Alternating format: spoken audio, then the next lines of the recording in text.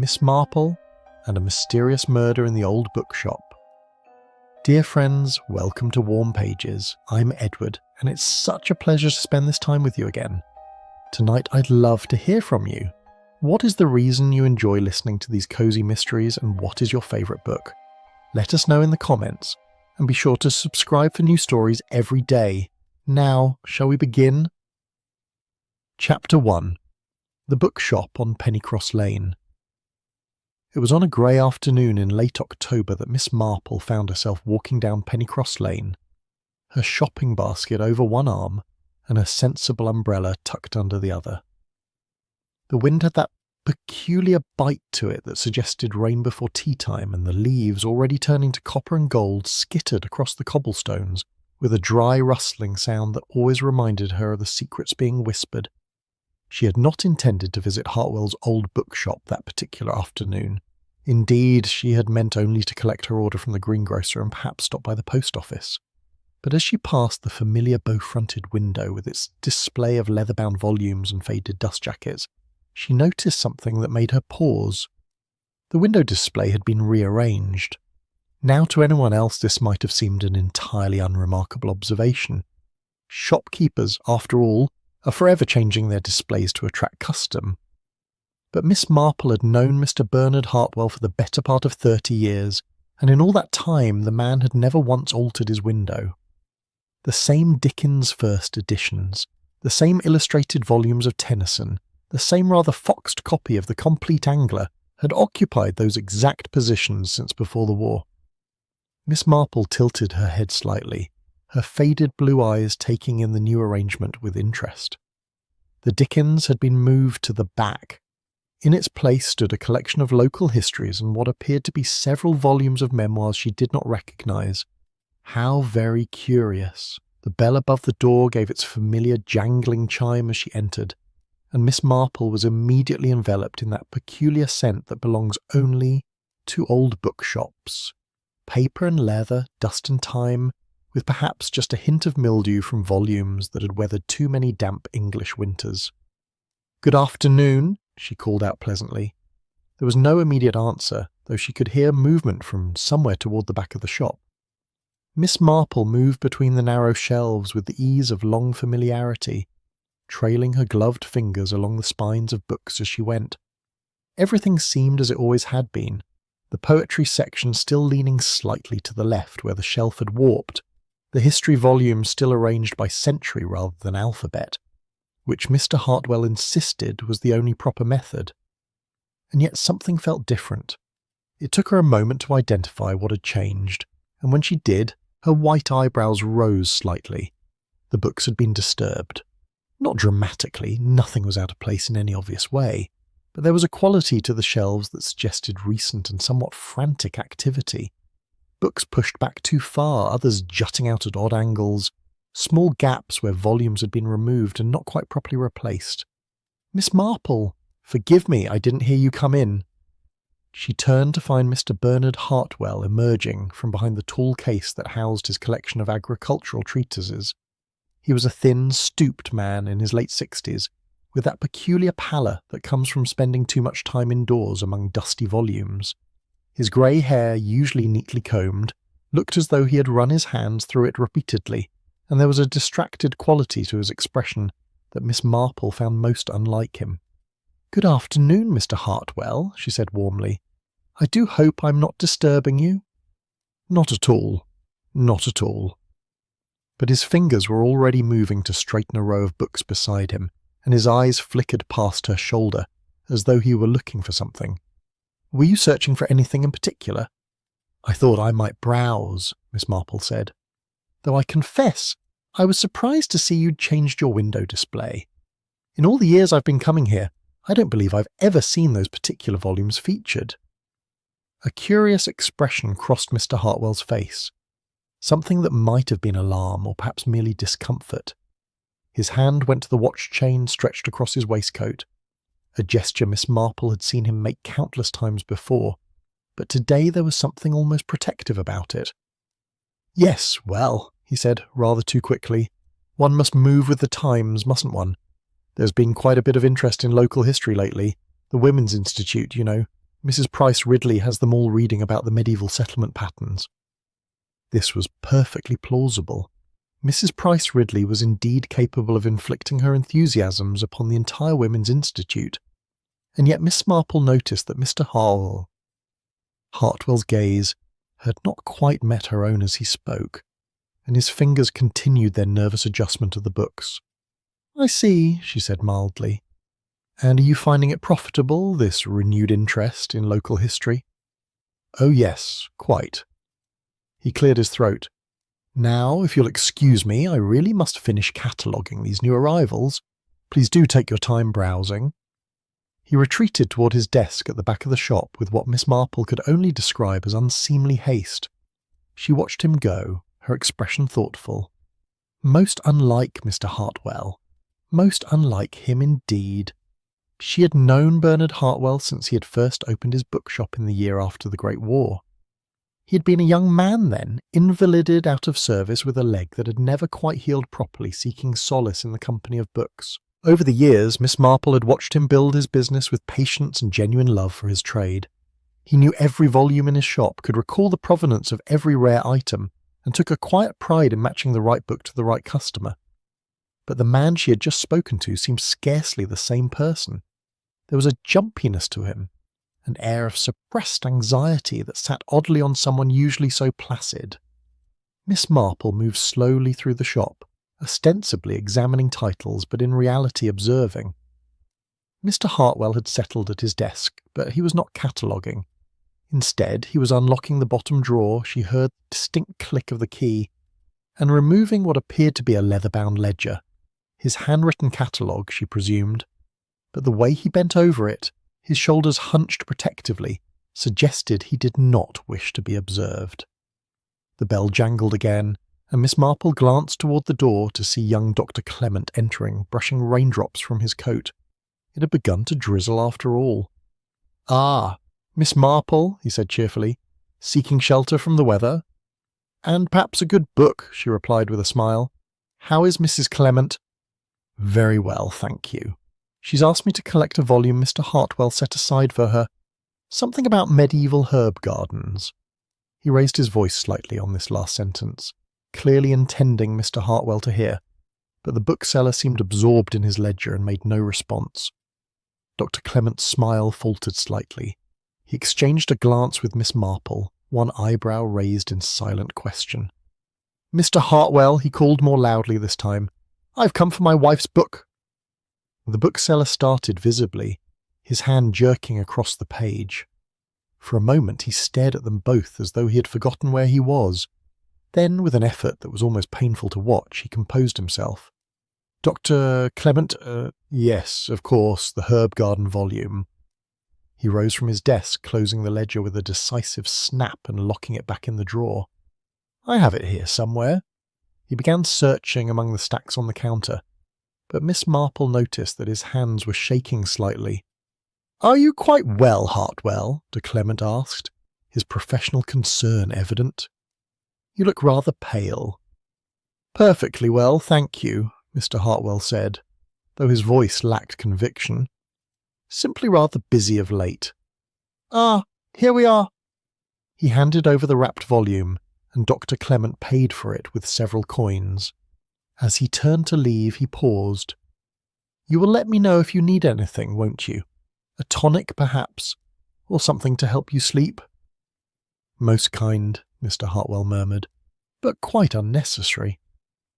After de Clement had departed, Miss Marple selected a slim volume of poetry, one she had read several times before but which provided an excuse for her presence, and brought it to the counter. "Just this today, I think," she said pleasantly, "Mr. Hartwell wrapped it with hands that still trembled slightly. As he handed her the package, Miss Marple said, as though the thought had just occurred to her, "You know, Mr. Hartwell, I was reminded just this morning of old Mrs. Spenlow. Do you remember her? She used to have that dreadful habit of rearranging her entire cottage whenever something was troubling her. Quite exhausting it was, watching her move furniture about at all hours." Mr. Hartwell's fingers tightened on the counter. For a moment, Miss Marple thought he might speak, might unburden himself of whatever was so clearly weighing upon him. But the moment passed. "I'm afraid I don't recall Mrs. Spenlow," he said stiffly. "No," Miss Marple said gently. "I don't suppose you would." She left him there among his books, but as she stepped out into the drizzling rain, she cast one last glance through the window. Mr. Hartwell had already returned to his desk and was once more bent over that locked drawer, his whole posture speaking of secrets and fears. Yes, Miss Marple thought as she walked slowly home through the gathering dusk. Something was very wrong indeed in Hartwell's old bookshop, and whatever it was, it had to do with that rearranged window, those disturbed shelves, and that carefully locked ledger. It reminded her, she reflected, of the time young Tommy Green had stolen apples from the vicarage orchard and then spent 3 days obsessively tidying his room to distract his mother from noticing his guilt. The question was, what had Mr. Bernard Hartwell done that made him feel so desperately guilty? And more troubling still, who else might know about it? Chapter 2. A Body Between the Shelves. Miss Marple was engaged in the pleasant task of deadheading her Michaelmas daisies when Mrs. Dane, who did for her 3 mornings a week, came hurrying up the garden path with a face that could only mean one thing: news of a distinctly distressing nature. "Oh, Miss Marple," she gasped, quite out of breath. "Such dreadful goings-on! Mr. Hartwell from the bookshop, he has been found dead!" Miss Marple straightened slowly, her gardening scissors still in hand. For a moment she said nothing, though her mind had already begun to move with that peculiar clarity that came to her in moments of crisis. "Dead," she repeated quietly. "When was this discovered?" "Not half an hour ago. Young Albert from the post office found him when he went to deliver a parcel. The door was locked, you see, and Mr. Hartwell never locked his door during business hours. Everyone knows that. Albert knocked, and when there was no answer, he fetched Constable Polk. They had to force the lock." Mrs. Dane paused dramatically, her bosom heaving. "They say he fell from one of those tall stools he was always climbing on, trying to reach something on the high shelves, they think. Hit his head on the way down, poor soul." Miss Marple removed her gardening gloves with methodical care. "I see. How very unfortunate." "Unfortunate? It's a tragedy. That's what it is. Though I always said those stools weren't safe for a man of his age. Too narrow, too wobbly. My late husband once—" "Yes, quite," Miss Marple interrupted gently. "I think perhaps I should walk down to Pennycross Lane. One never knows when one might be of assistance." Mrs. Dane looked doubtful. "Constable Polk won't want people interfering, Miss Marple. You know how particular he is." "I'm sure he is," Miss Marple agreed, already removing her gardening apron. "But I was only in the bookshop yesterday afternoon, you see. I may be able to confirm when I last saw Mr. Hartwell in good health. That sort of thing can be useful in establishing timelines." This was perfectly true, though Miss Marple's real interest lay in quite a different direction. As she made her way down the village street some 10 minutes later, properly attired in her second-best coat and carrying her umbrella, she found her thoughts returning again and again to the nervous, distracted man she'd observed the previous afternoon. A man who locked ledgers in desk drawers, a man who started at sudden noises, a man who rearranged his shop as though searching for something or perhaps hiding it. And now that same man was dead. A small crowd had gathered outside Hartwell's old bookshop, held at a respectful distance by Constable Polk's considerable bulk. The constable himself was standing in the doorway, notebook in hand, looking both important and slightly overwhelmed. Now then, he was saying. "There's nothing to see here. Just a tragic accident. That's all. You'd all best be getting about your business." Miss Marple approached quietly, and Constable Polk, catching sight of her, seemed to relax slightly. For all his official importance, the constable was a man who appreciated the presence of someone sensible in times of crisis. "Miss Marple, he said, touching his helmet. "Sad business, this." "Indeed it is, Constable. Mrs. Dane has told me the circumstances.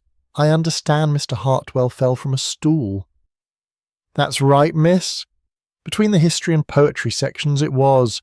Must have happened last evening, the doctor thinks, given the Well, given certain medical particulars, it wouldn't be proper to discuss with a lady. Miss Marple inclined her head, though she suspected de Haydock would be rather less circumspect when she spoke with him later. I was in the shop only yesterday afternoon. Perhaps I might be able to help establish when he was last seen alive. Constable Polk looked relieved. That would be most helpful, Miss Marple, if you wouldn't mind just stepping inside for a moment. The body's been removed, of course. The shop looked much as it had the previous day, though now there was a strange stillness to it, an emptiness that went beyond the mere absence of its proprietor. The shelves stood in their familiar positions, the books arranged in Mr. Hartwell's idiosyncratic system, but the heart had gone out of the place.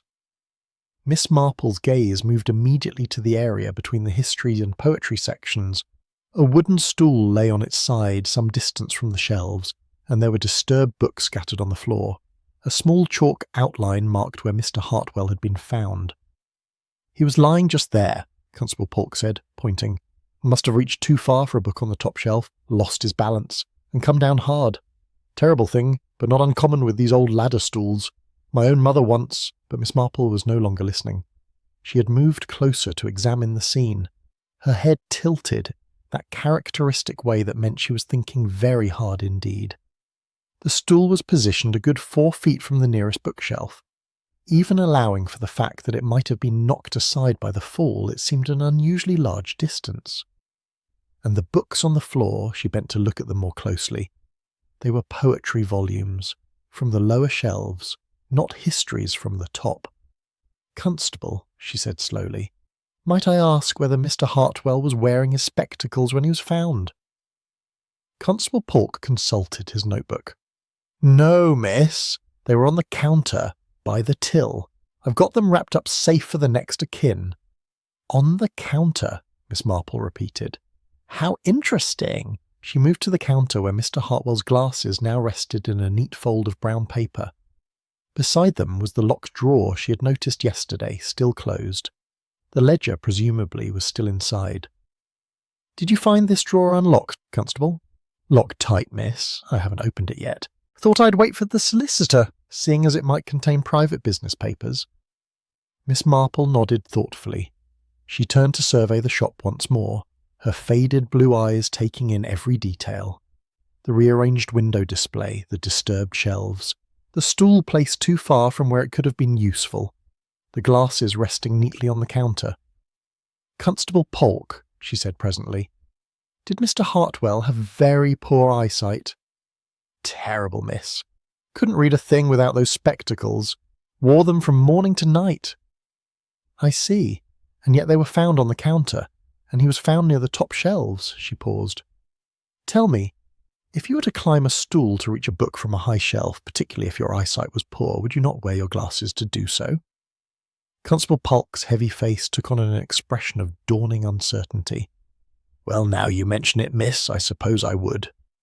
Quite. And if you were working among the books, organising shelves as he appears to have been doing, would you remove your glasses and place them carefully on the counter before continuing? No, the constable said slowly. No, I don't suppose I would. Miss Marple moved closer to the fallen stool. And this stool, Constable, you say it was found here several feet from the shelves? Yes, miss, just where it is now. I haven't moved it. How very curious. Miss Marple bent down, examining the floor near where the stool lay. There was dust. The shop was not one where housekeeping took precedence over scholarship, but the dust patterns were interesting. The stool had clearly been placed in its current position, not knocked there. There were no scuff marks, no signs of impact. She straightened, her expression thoughtful. You know, Constable, this reminds me very much of the time old Mr. Carpenter was found at the foot of his orchard ladder. Everyone assumed he had fallen while picking apples, but the ladder was not against a tree, you see. It was lying flat on the ground, some distance from any apple tree, and Mr. Carpenter's basket was empty. Constable Polk scratched his head. I remember that case, miss. Turned out his nephew had... He stopped abruptly, his eyes widening. You're not suggesting... I'm not suggesting anything, Miss Marple said calmly. I'm merely observing, and what I observe is this. Mr. Hartwell's glasses were on the counter. The stool is positioned too far from the shelves to have been in use, and Mr. Hartwell, who yesterday afternoon was in a state of considerable nervous agitation, is now dead. She paused, running one gloved finger along a nearby shelf. It came away dusty. I visited this shop yesterday afternoon, as I mentioned. Mr. Hartwell was alive then, naturally, but he was also deeply troubled. He had rearranged his window display for the first time in 30 years. He had disturbed many of his shelves, as though searching for something. He kept a ledger locked in that drawer, and he was most protective of it. When Dr. Clement arrived, Mr. Hartwell seemed almost frightened. Frightened, miss? Oh yes, quite definitely frightened. Miss Marple looked at the constable steadily. And now he's dead, having apparently fallen from a stool he was not standing on, while not wearing the glasses he could not see without, in pursuit of books he would have had no reason to reach for in the dark.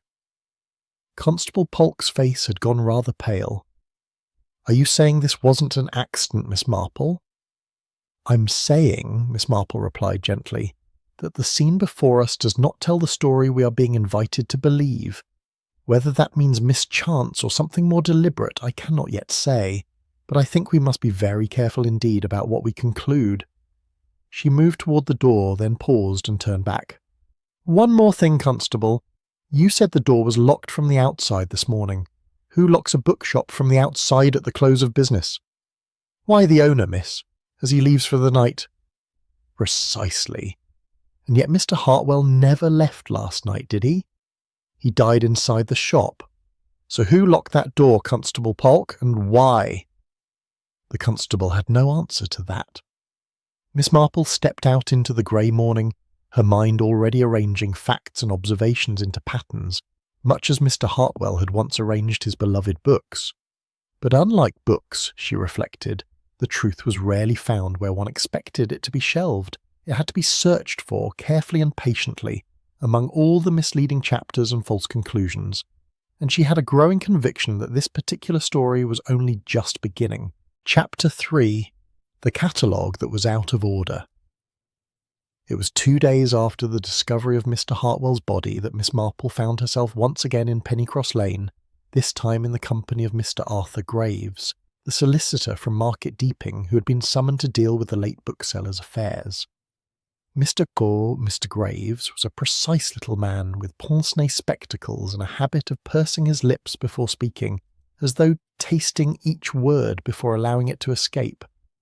He had known Mr. Hartwell for many years in a professional capacity, and seemed genuinely distressed by his death, though he maintained the proper reserve expected of his profession. Most irregular, he was saying as he fitted his key into the shop door. Most irregular indeed.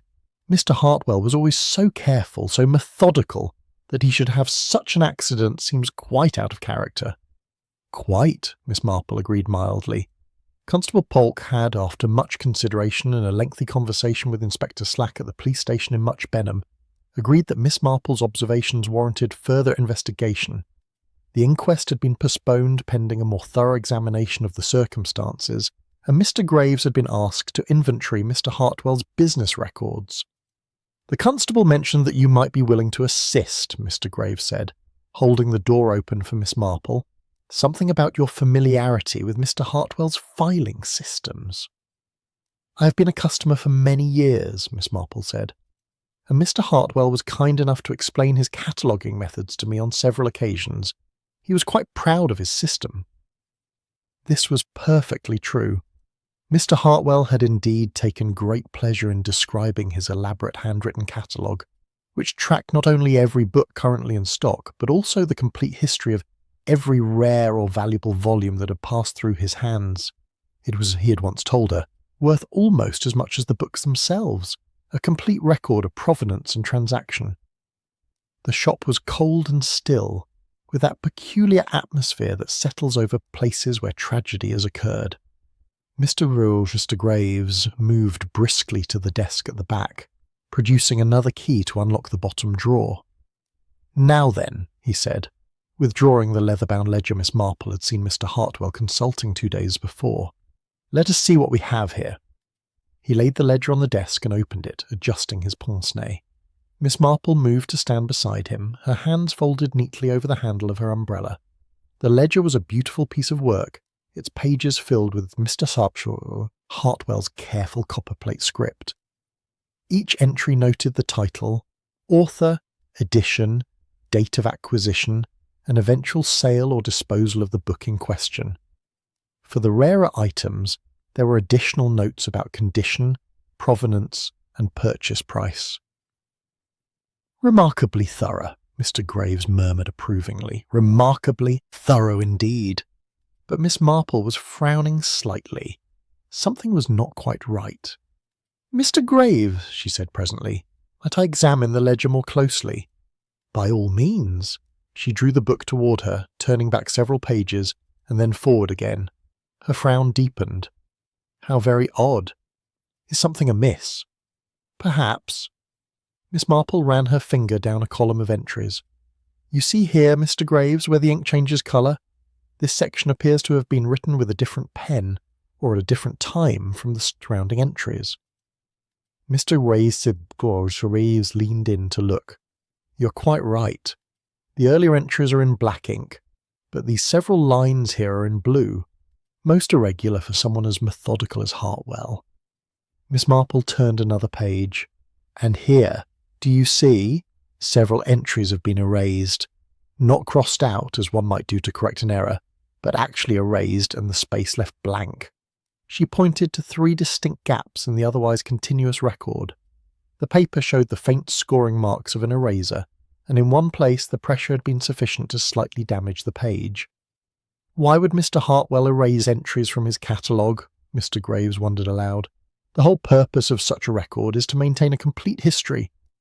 "Indeed," Miss Marple said thoughtfully. "And there is something else curious. This entry here," she indicated a line written in the blue ink. "The date is incorrect." "Incorrect?" "It is dated 3 weeks ago, but the book it refers to, The Lantern Keeper, a memoir. That title appears in the black ink section as having been sold 20 years ago. Yet here it has been entered again, with a notation that reads, 'Returned.'" Mr. Graves examined the entry with increased interest. How extraordinary. Why would anyone return a book 20 years after purchase? "That is indeed the question," Miss Marple said, "and you will notice that the original sale entry, the one from 20 years ago, has been partially obscured. Someone has drawn a line through it, but not heavily enough to make it completely illegible." She turned to look at the shelves around them.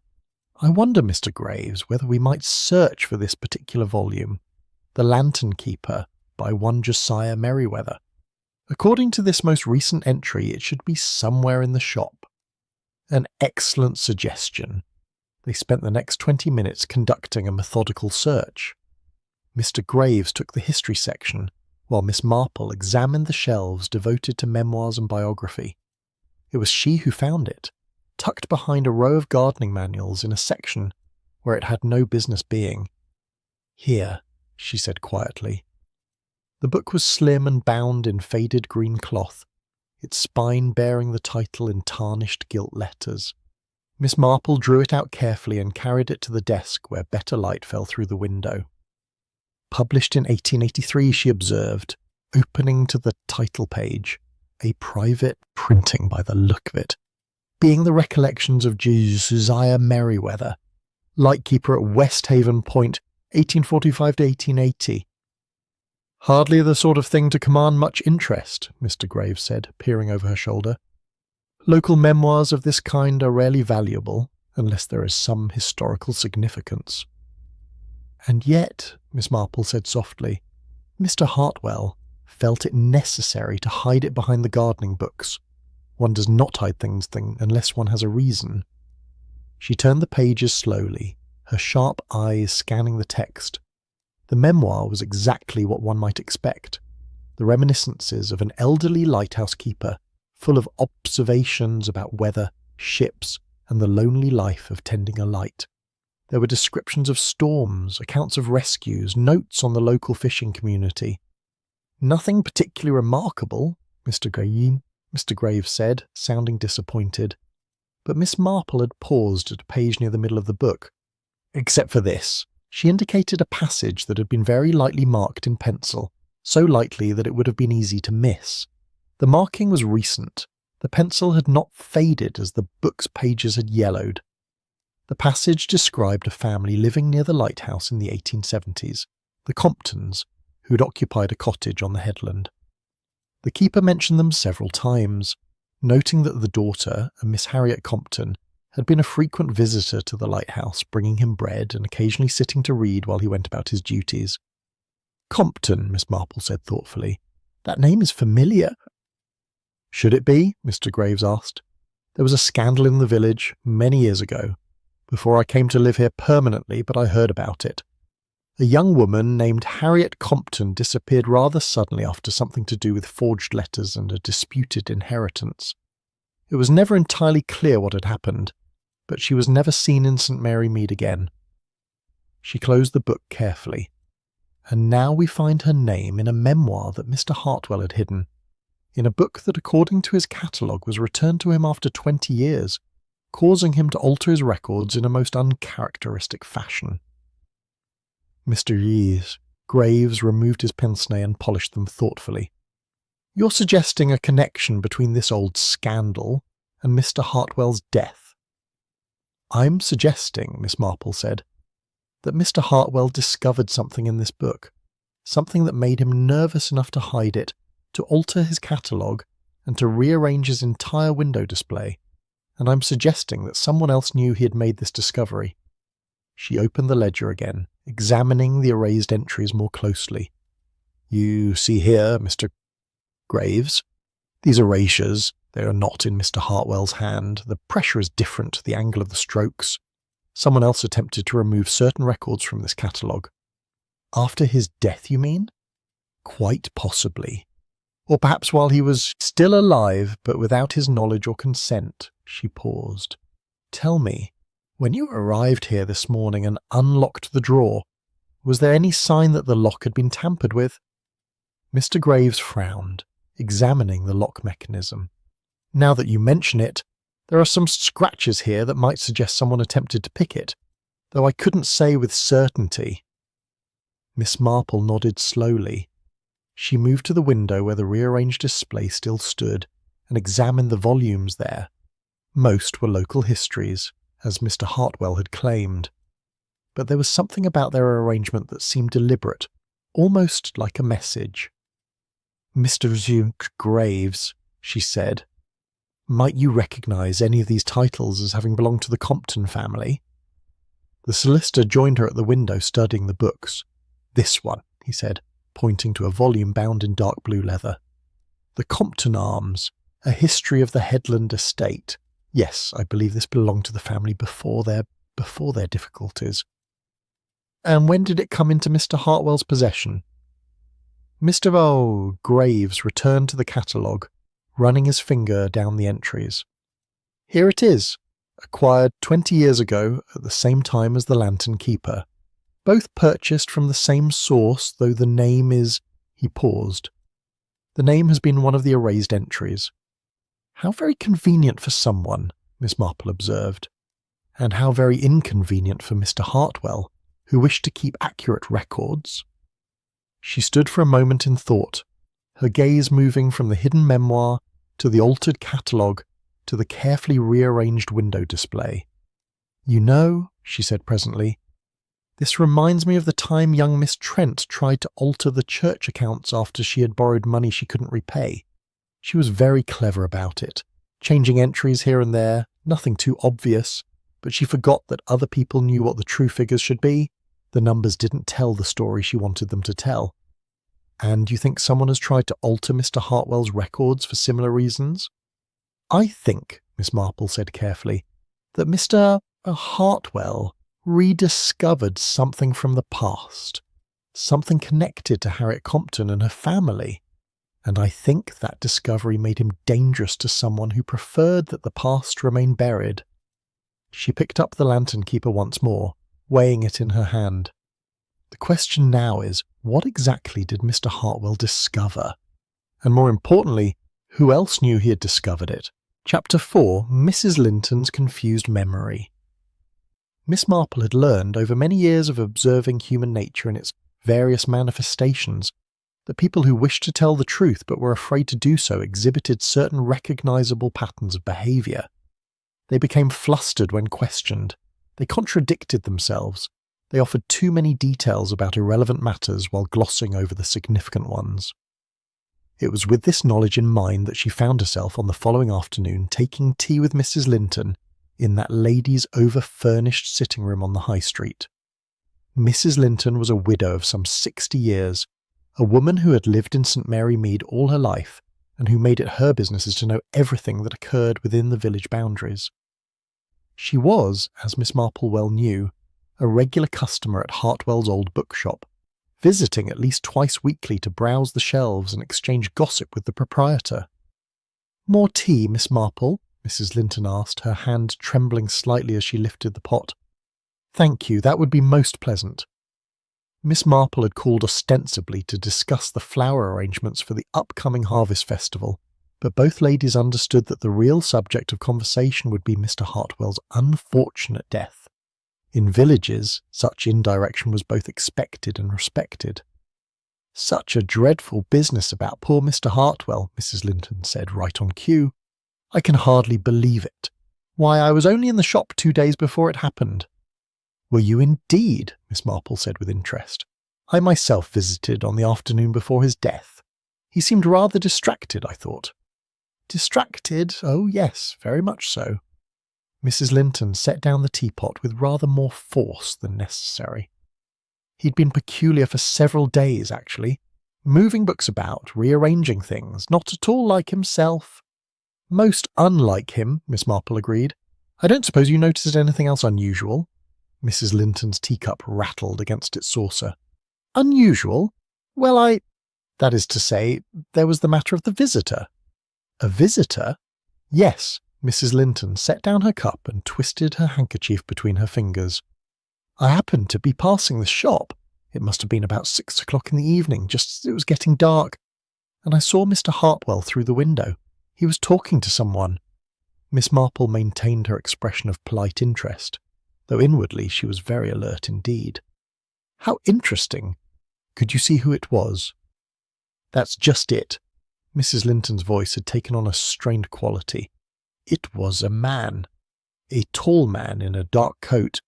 I couldn't see his face properly because he had his back to the window, but there was something about him that seemed—" She broke off, shaking her head.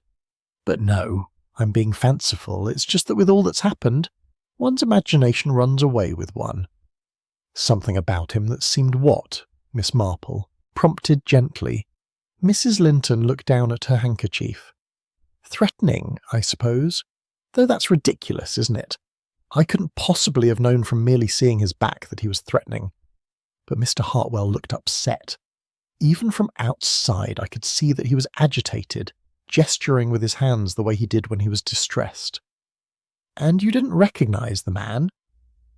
"No, Mrs. Linton hesitated. "At least, I don't think so.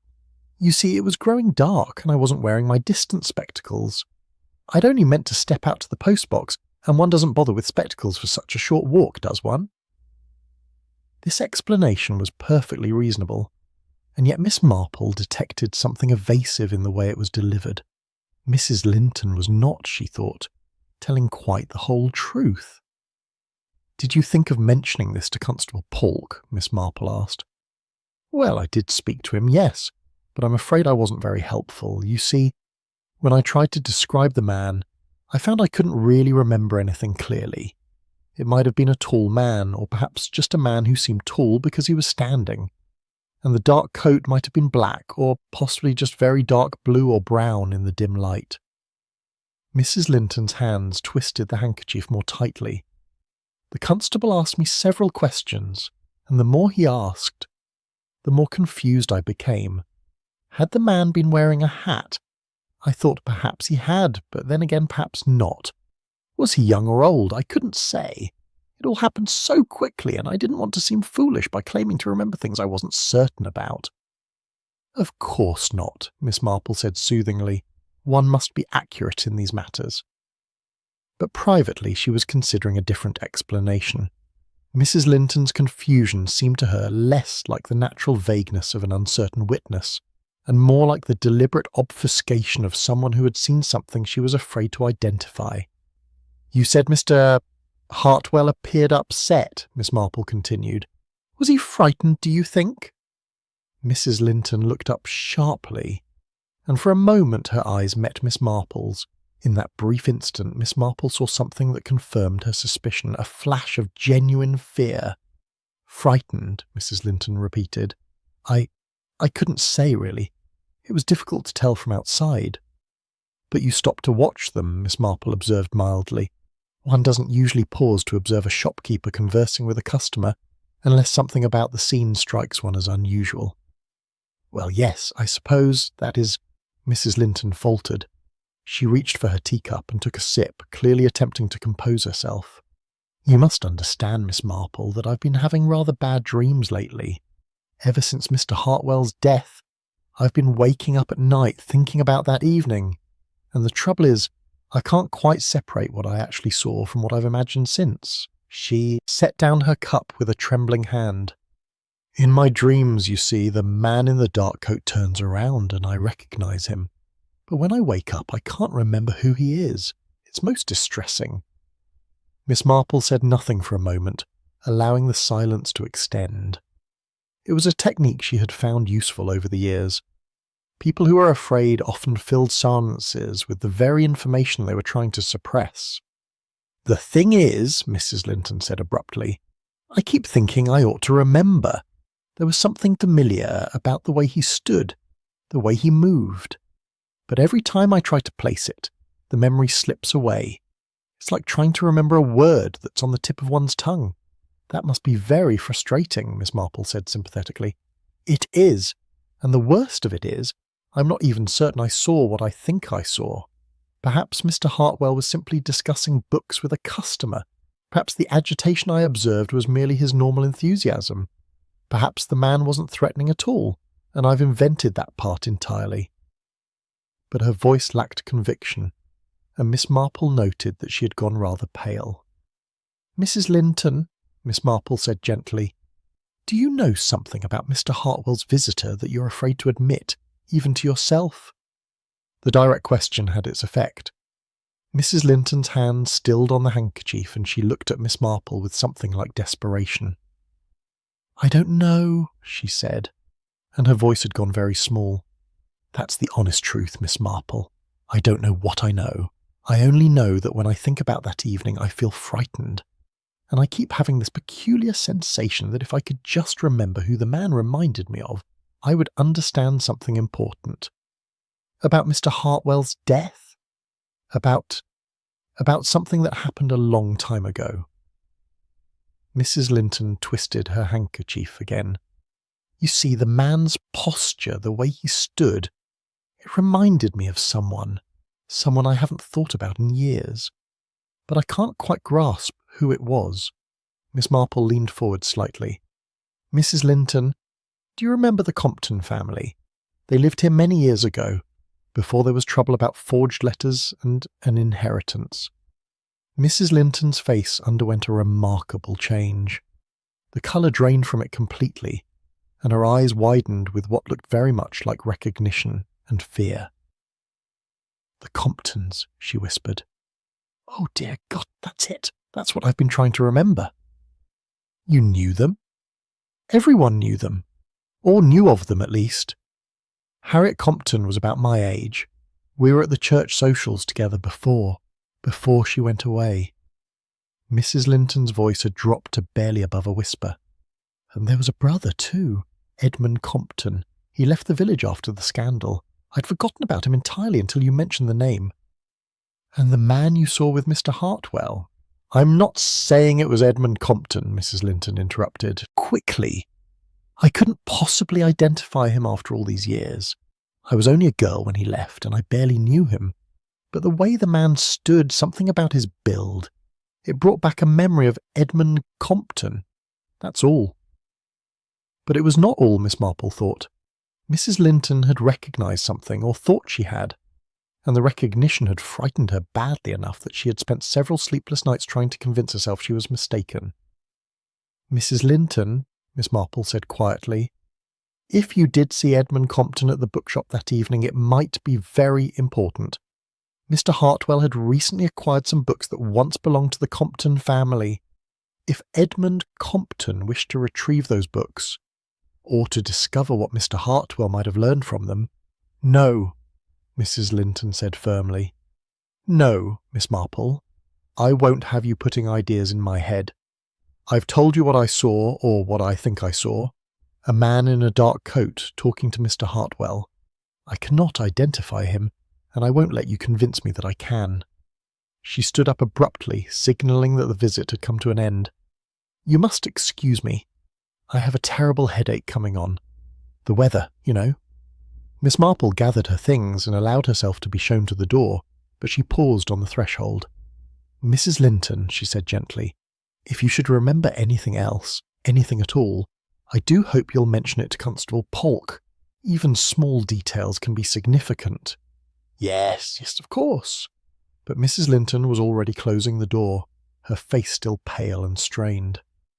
Miss Marple walked slowly down the high street, her mind turning over what she had learned. Mrs. Linton had seen to something that evening, something that connected to Edmund Compton and the old scandal. But she was mixing fear with memory, unable to separate what she had actually observed from what she was terrified she might have observed. It reminded Miss Marple of the time young Gladys Holmes had witnessed a theft but convinced herself she hadn't, because naming the thief would have meant accusing her employer's son. The truth had become tangled with fear until Gladys could no longer distinguish what she knew from what she wished she didn't know. The question was, what had Mrs. Linton seen that frightened her so badly, and why was she so determined not to remember? Chapter 5. The Man Who Asked for a Lost Book. Miss Marple was engaged in the unrewarding task of trying to coax her early chrysanthemums into bloom when the Reverend Leonard Clement came through the garden gate, his pleasant face wearing an expression of thoughtful concern. "Good morning, Miss Marple, he called. "I hope I'm not disturbing you." "Not at all, Vicar. I was just thinking these flowers need rather more persuasion than I'm able to provide." She set down her trowel and removed her gardening gloves. "Won't you come in? I was about to make tea." "That's very kind, but I won't keep you long." He hesitated, then added, "It's about the business at Hartwell's bookshop. My son has told me something that I thought you ought to know." Miss Marple's interest quickened, though her expression remained merely attentive. "Yourself? Young David, you mean?" "Yes, he's just come down from Oxford for the reading week, and when he heard about Mr. Hartwell's death, he mentioned something rather odd." The vicar paused. "Shall we sit? It's a lovely morning, despite the chill." They settled on the garden bench, and Miss Marple waited with that particular quality of patient attention that encouraged confidences. "David tells me," the vicar began, "that he was in the bookshop 3 days before Mr. Hartwell died. He'd gone in to browse, as he often does. He's something of a collector of Victorian poetry, you know. While he was there, a stranger came in asking for a specific book." "A stranger? That is interesting. Did David recognise him?" "No, and that's what struck him as peculiar. St. Marymead isn't large, and one generally knows visitors by sight, if not by name. But this man was completely unknown to David. He described him as middle-aged, well-dressed in a rather old-fashioned way, with greying hair and a nervous manner." Miss Marple tilted her head slightly. "And what book was he seeking?" "That's the curious part. He asked for something called The Lantern Keeper. A memoir by a lighthouse keeper, David thought. Mr. Hartwell told him quite firmly that he didn't have the book and had never carried it." "Did he indeed?" Miss Marple said softly. David thought it odd because Mr. Hartwell seemed— well, David's word was flustered. He said Mr. Hartwell kept adjusting his spectacles and wouldn't quite meet the man's eyes. You know how observant young people can be about such things.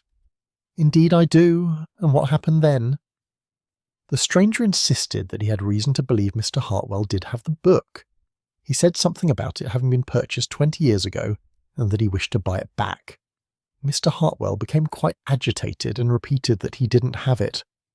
The man finally left, but David said he had the impression he didn't believe Mr. Hartwell. The vicar looked troubled. David didn't think much of it at the time, just an awkward exchange between a dealer and a customer. But when he heard about the death, and particularly about the questions you'd been asking regarding Mr. Hartwell's state of mind, he thought perhaps I should mention it to you. He was quite right to do so, Miss Marple said. Tell me, Vicar, did David notice anything else about this stranger? Any distinguishing features? The vicar frowned in concentration. He said the man had a rather distinctive way of standing, very upright, almost military in bearing, and he wore a signet ring on his right hand that caught the light when he gestured. David noticed it particularly because it seemed incongruous with the man's nervous manner. A signet ring, Miss Marple repeated thoughtfully. Did David see what was engraved on it? He couldn't make out the details, but he thought it might have been a family crest of some kind. You know the sort. Old families often have them. Miss Marple was silent for a moment, her fingers absently plucking at a sprig of lavender that grew beside the bench. The Compton family had borne arms, she recalled. Mrs. Price Ridley, who made it her business to know such things, had once mentioned the Compton crest during a particularly tedious meeting of the Women's Institute. Vicar, she said presently, I wonder whether I might speak with David myself. There may be other details he remembers that could be significant. Of course, he's at the vicarage now, actually. Shall I send him over? If he wouldn't mind, I should be most grateful. 20 minutes later, David Clement appeared at Miss Marple's door, a pleasant young man with his father's gentle manner and his mother's sharp intelligence. Miss Marple settled him in her sitting room with tea and what she privately thought of as her interested elderly lady expression, which generally encouraged young people to talk freely. Your father has told me about the stranger in the bookshop, she began. It was very observant of you to remember the details. David smiled. I'm afraid I have a rather unfortunate habit of noticing things. My tutor says it makes me a better student of literature, but probably a terrible bore at parties. On the contrary, I think it makes you a most valuable witness. Now, tell me everything you can remember about this man and his conversation with Mr. Hartwell. David settled back in his chair, his brow furrowing in concentration. Well, I was in the poetry section when he came in. I heard the bell and glanced up. One does, out of idle curiosity. The man stood in the doorway for a moment, as if getting his bearings, then walked straight to Mr. Hartwell's desk. As though he knew exactly where to go. Yes, I suppose that's right. He didn't browse or look around, just went directly to the desk. Mr. Hartwell looked up and said good afternoon in that pleasant way he had, but I noticed he stiffened slightly when he saw who it was. Stiffened? His shoulders went rather rigid, and his hand moved to grip the edge of the desk. It was just a moment, but it struck me because Mr. Hartwell was usually so relaxed with customers. Miss Marple filed this observation away carefully. And then? The man said he was looking for a specific book, The Lantern Keeper by Josiah Merriweather. He said he understood Mr. Hartwell had acquired it some years ago, and he wished to purchase it. Mr. Hartwell replied immediately, almost too quickly, I thought, that he didn't have the book. Too quickly? David nodded. It was the sort of rapid denial one makes when one doesn't want to discuss something. Not the thoughtful response you'd expect from a bookseller who's genuinely trying to help a customer find a volume. Very observant indeed. And the stranger's reaction? He didn't believe him. You could see it in his face. He said, let me think, something like, I have reason to believe you do have it. It was part of a collection purchased in 1905, along with several other family items. He emphasized the word family in a rather significant way. And Mr. Hartwell said? He became quite flustered then. He said something about his record showing the book had been sold years ago, and he no longer had it in stock. But his hands were shaking, Miss Marple.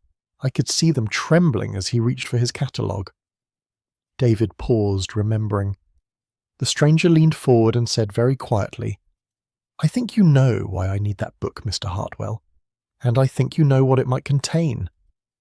Mr. Hawes, Hartwell went rather white and said nothing.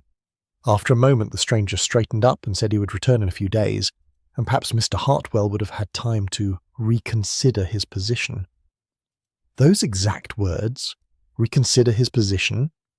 Yes, it sounded almost like a threat, though the tone was perfectly polite. Then he left, and Mr. Hartwell just sat there staring at his hands. Miss Marple was quiet for a moment, turning over these new details in her mind. The stranger had known about the book's provenance.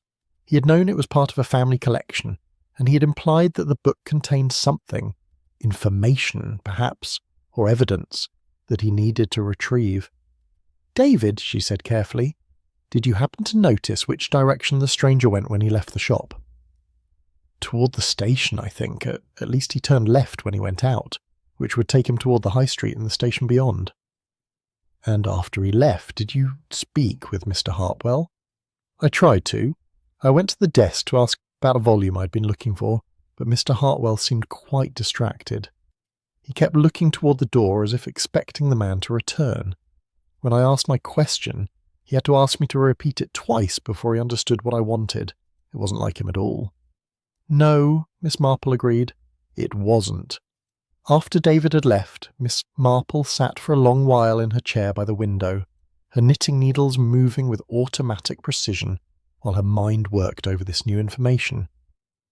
The stranger had come seeking the lantern keeper 3 days before Mr. Hartwell's death. He had known the book's history and implied that it contained something significant. Mr. Hartwell had denied having it, despite the fact that Miss Marple had herself found it hidden behind the gardening manuals. Why would Mr. Hartwell lie about possessing the book? The obvious answer was that he had discovered something in it, something related to the Compton family, and had realized that revealing his possession of the book would be dangerous. But he had not destroyed the book or removed it from the premises. Instead, he had hidden it, badly, as though he intended to keep it available but out of immediate sight. That suggested he had been planning to do something with the information the book contained. Perhaps confront someone, perhaps seek advice, perhaps simply decide what the right course of action might be. And then, before he could act, someone had killed him and locked the shop from the outside, staging it to look like an accident. Miss Marple set down her knitting and moved to her small writing desk. She pulled out a sheet of paper and began to write down what she knew, the stranger who had asked for the book. Mrs. Linton, who thought she had seen a man who reminded her of Edmund Compton, the altered catalogue with its erased entries, the book hidden behind gardening manuals, its pages marked where Harriet Compton's name appeared. The pattern was beginning to emerge, like a picture coming into focus through morning mist, but there were still pieces missing, important pieces that would explain why Mr. Hartwell had to die and who had stood to gain from his death. She thought again of the stranger with his signet ring and military bearing asking for a book and implying threats in the politest possible language. "I think," she said aloud to her empty sitting room, "that I should very much like to know where Edmund Compton has been for the past 20 years, and more importantly, where he is now." Chapter 6. The Bookmark with the Smudged Initials. It was while examining the lantern keeper for the third time, this time in the better light of her sitting room, having borrowed the volume from Mr. Graves with the promise to return it unharmed, that Miss Marple made her discovery. She had been turning the pages slowly, rereading the passages about the Compton family, when something slipped from between the leaves and fluttered to the floor. A bookmark. Miss Marple bent to retrieve it, her interest immediately engaged. It was a small thing, perhaps 3 inches long and 1 inch wide, made from thin leather that had once been dyed a rich burgundy, but had faded over the years to a mottled brown. The leather was worn smooth with handling, and along one edge, stamped in gold that had mostly rubbed away, were 2 initials. She carried it to the window where the afternoon light fell most strongly, and examined it through her reading glasses. The initials were difficult to make out. The gold had faded, and the leather around them had been smudged, perhaps by damp or repeated touching. But after a moment's careful study, she was reasonably certain she could discern them. H.C. Miss Marple sat down rather suddenly in her chair by the window. H.C. Harriet Compton. She turned the bookmark over in her fingers, noting the quality of the leather and the care with which the initials had been applied. This had been a personal item made to order, the sort of thing a young woman of good family might have commissioned for herself or received as a gift. And it had been inside the lantern keeper all these years, marking, she'd checked the page where it had lain, the very passage that mentioned Harriet Compton by name. This was not coincidence. Someone had placed this bookmark here deliberately, marking the reference to ensure it could be found again. But who? And when? Miss Marple rose and moved to her writing desk, where she kept a small collection of reference materials that had proven useful over the years in various parish matters. Among them was a slim volume compiled by Mrs. Price Ridley, documenting the prominent families of St. Mary Mead and its surrounds, an enterprise that had occupied that lady for several years and had resulted in what she called a historical record, and what others, less charitably, termed a chronicle of gossip. Miss Marple opened it to the section on the Compton family and read through the entry with care. The Comptons had indeed been an old family, holding lands near the coast at Westhaven Point, the very location mentioned in Josiah Merriweather's memoir. The family had declined over the generations, and by the 1890s only 2 children remained, Edmund and Harriet Compton, orphaned in their youth and raised by an elderly aunt who had died when they reached their majority. There had been some money from the estate, but not much. Edmund had gone into business in London, something to do with imports, Mrs. Price Ridley's account suggested vaguely, while Harriet had remained in the village, living quietly in a small cottage on what remained of the family property. And then, in 1905, had come the scandal. Letters had been discovered, letters purporting to be from a deceased uncle, leaving certain properties and investments to Edmund. But the letters had been declared forgeries, and there had been talk of charges being brought. Before any legal action could be taken, however, both siblings had disappeared. Edmund had vanished from London, and Harriet had left St. Mary Mead overnight, leaving no forwarding address. The case had never been properly resolved. The forged letters had been destroyed, and the matter had been allowed to die down, much to the relief of those in the village who had known the family and did not wish to see the Compton name further disgraced. Miss Marple closed the book thoughtfully. The bookmark had belonged to Harriet Compton. It had been inside a memoir that described the Compton family's residence near Westhaven Lighthouse, and Mr. Hartwell had recently reacquired this book after it had been sold 20 years ago, the very year the scandal had occurred. She rose and went to stand by the window, the bookmark still in her hand. The afternoon was drawing toward evening, and the light was fading to that peculiar golden quality that comes before dusk. What story did this small piece of leather tell? Harriet Compton had owned the lantern keeper. She had marked the passage about her family with her personal bookmark, and then, 20 years ago, the book had been sold, presumably when Harriet had left the village in haste, disposing of her belongings. But now the book had been returned to Mr. Hartwell. Who had brought it back, and why? Miss Marple thought of the stranger who had come asking for the book 3 days before Mr. Hartwell's death. A man with a military bearing and a signet ring. A man who had implied that he needed the book and knew what it might contain. Edmund Compton would be in his 60s now, she calculated. The right age for the man David Clement had described. And Edmund would certainly know about his sister's books and possessions. But why return the book after 20 years? And why then demand to buy it back? Unless... Miss Marple sat down again, her mind working rapidly through the possibilities. Unless the book had not been returned by Edmund, but by Harriet herself, or by someone acting on her behalf. Someone who had kept the book all these years and had only recently realised its significance. She thought of the altered catalogue, with its entry showing the lantern keeper had been returned 3 weeks ago. Mr. Hartwell had recorded the return in his careful way, but someone had attempted to erase the notation, attempting to remove any record that the book had come back into circulation. That suggested 2 people with competing interests, one who wanted the book's return to be documented, and another who wanted all records of it erased. Miss Marple opened the lantern keeper again and reread the marked passage with care. Josiah Merriweather, the lighthouse keeper, had described the Compton family with affection. He mentioned Harriet's frequent visits, her love of reading, her quiet and studious nature. He noted that she often brought him food and sat reading while he attended to his duties, and that she had confided in him about her concerns for her brother. Miss Marple's eyebrows rose. Here was something new. She read more carefully.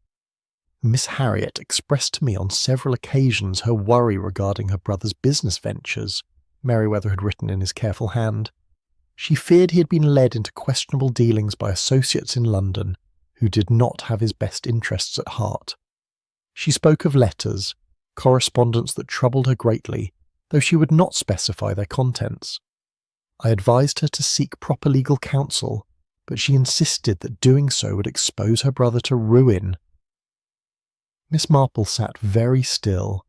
Harriet had known about the forged letters. More than that, she had known they were forged before the scandal broke, and she had feared that exposing the forgeries would ruin Edmund. But the generally accepted story had been that Edmund was the forger, that he had created the false documents to claim an inheritance he was not entitled to. What if that story was wrong? What if Edmund had been the victim, not the perpetrator? What if Harriet had known the truth and had fled to protect him from charges that, while false, could never be disproven? It would explain why both siblings had disappeared so suddenly, not out of guilt, but to escape a situation that threatened to destroy them both, regardless of the truth. And if that were the case, then this memoir, with its record of Harriet's concerns and her knowledge of the letters, was evidence that could potentially clear Edmund Compton's name, even after 20 years. Miss Marple turned the bookmark over in her hands once more. The leather was soft with age, worn by the touch of fingers long vanished. Harriet Compton's fingers, marking her place in a book she had loved, in a memoir that chronicled her family's better days, and now someone wanted that evidence destroyed. She thought of Mr. Hartwell, nervous and distracted, rearranging his shop. He had discovered the bookmark, had read the memoir, had understood what it meant, and he had been trying to decide what to do with that knowledge when someone had killed him. The question was whether the killer had been trying to suppress the evidence or to claim it. Had Edmund Compton killed to hide the truth his sister had tried to preserve, or had someone else, someone with a vested interest in maintaining the story of Edmund's guilt, struck Mr. Hartwell down? Miss Marple rose and went to her desk. She drew out a sheet of writing paper and began a careful letter to an old friend who had retired from the law but still maintained connections in London. If Edmund Compton had been in business there in 1905, there would be records, and if there had been associates who might have forged letters in his name, there might still be people who remembered. It was a long shot, she knew. 20 years was a considerable time, and memories faded, but the truth had a way of persisting, she had found, even when buried under years of accepted falsehood. She sealed the letter and set it aside for posting in the morning. Then she returned to the window, watching as the last light faded from the sky and lamps began to glow in cottage windows along the street. Somewhere in St. Mary Mead, or perhaps somewhere nearby, was a person who knew the truth about the Compton scandal. A person who had killed once to keep that truth hidden, and who might very well kill again if threatened. Miss Marple touched the bookmark gently, feeling the worn leather beneath her fingers. Such a small thing to have caused so much trouble. But then, she reflected, the smallest thing so often did. In her experience, murder was rarely about grand passions or dramatic confrontations. More often it was about small, persistent secrets, the kind that eroded slowly at a person's life until the burden of keeping them became unbearable, and desperate measures seemed the only solution. The trouble with desperate measures, of course, was that they so rarely solved anything. They merely added new secrets to old ones, creating a weight that eventually crushed everyone involved. She hoped, quite sincerely, that she could unravel this particular tangle before anyone else got hurt. But first, she needed to understand exactly what had happened 20 years ago, and who stood to lose the most if the truth finally came to light. Chapter 7. The Door That Locked Itself. Miss Marple had always believed that understanding the practical details of a crime was as important as understanding the psychology behind it. It was all very well to theorize about motives and opportunities, but one must also attend to the physical facts, the doors and windows, the keys and locks, the simple mechanical realities that so often revealed the truth. It was with this principle in mind that she found herself on a grey morning 2 days after her discovery of the bookmark, standing once more outside Hartwell's old bookshop in the company of Constable Polk. "I appreciate your indulging me in this, she said pleasantly, "but I do think there's something about that back door that bears examination." Constable Polk looked dubious but obliging. He had learned over the years that when Miss Marple expressed an interest in examining something, it was generally worth the trouble of accommodating her, even if her reason seemed obscure at first. "The back door's nothing special, Miss Marple," he said, producing his keys. "Just an ordinary service entrance. Mr. Hartwell used it for receiving deliveries and taking out rubbish." "Nevertheless," Miss Marple said mildly. The constable unlocked the front door, and they made their way through the shop to the small back room that served as Mr. Hartwell's office and storage area. The back door was set in the far wall, painted a faded green and showing signs of considerable age and wear. Miss Marple examined it with interest. It was a simple affair, solid wood with a single lock mechanism and no window.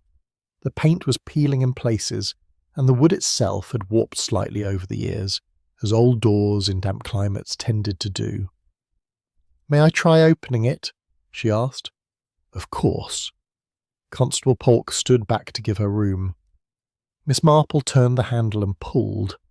The door opened easily enough, swinging outward to reveal a narrow alley that ran between the bookshop and the greengrocer's next door. She examined the lock mechanism carefully, then closed the door and tried the handle from inside. It turned freely. "Now," she said, "if you would be so kind as to step outside, Constable, and close the door behind you." Constable Polk looked puzzled, but did as she asked.